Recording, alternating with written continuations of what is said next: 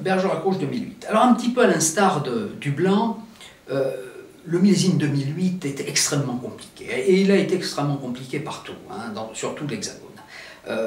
La chance de travailler certains types de vignobles qui, par nature, donnent de tout petits rendements, c'est le cas de ces fameux calcaires de Monestier. J'ai deux lieux-dits bien précis, une vigne qui est centenaire en merlot, donc c'est quand même pas anodin, des merlots qui ont 100 ans, il n'y en a quand même plus beaucoup dans la région, donc qui produisent à peu près, bon an mal an, tous les ans entre 20 et 30 hectolitres, donc avec un potentiel de 3000 bouteilles, 3500 bouteilles, et un autre lieu-dit qui est le Terriou, qui est une vigne qui est un petit peu plus jeune, et là encore sur ces fameux calcaires, donc vraiment ces calcosols, ce qu'on appelle les calcosols de Bergerac, qui sont de très vieilles roches, très compressées, très denses, et qui donnent évidemment, elles sont aussi denses que les rendements sont faibles, c'est-à-dire que évidemment comme il y a beaucoup de nutriments, mais peu sont accessibles, il y a toujours des raisins extrêmement petits, très denses. Donc 2008, c'était un millésime extrêmement difficile, mais pas capricieux.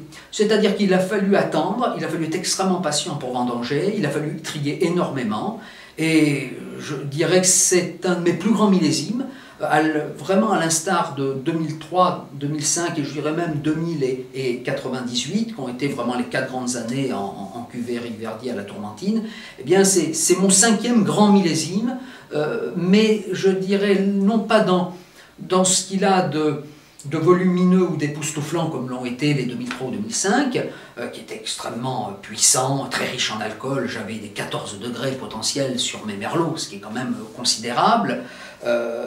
Et je le répète toujours, ça me tient à cœur sans surmaturité.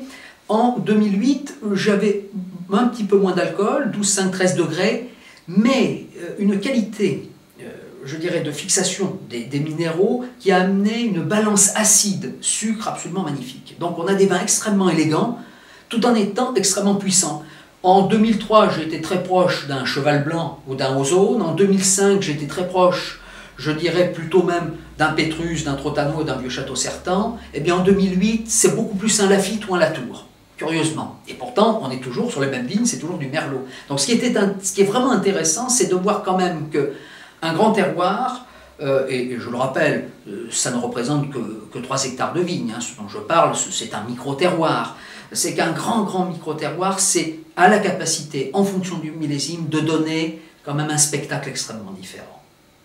Donc, oui, c'est après 2 années désastreuses, je rappelle que j'avais boycotté l'intégralité de ma vendange 2006, je n'avais fait qu'un petit peu de blanc et un peu de saucignac, en liquoreux, après un 2007 où j'ai sacrifié la moitié de la récolte et fait 3000 bouteilles qui étaient certes de bonne qualité, mais qui étaient quand même moins exceptionnelles que ce qui avait été fait auparavant. 2008 est vraiment la bouteille à mettre en cave. Pour être bu dès maintenant, il faut absolument goûter le vin dès qu'il arrive, ça je dis toujours aux consommateurs, un vin qui n'est pas bon au départ ne sera jamais bon.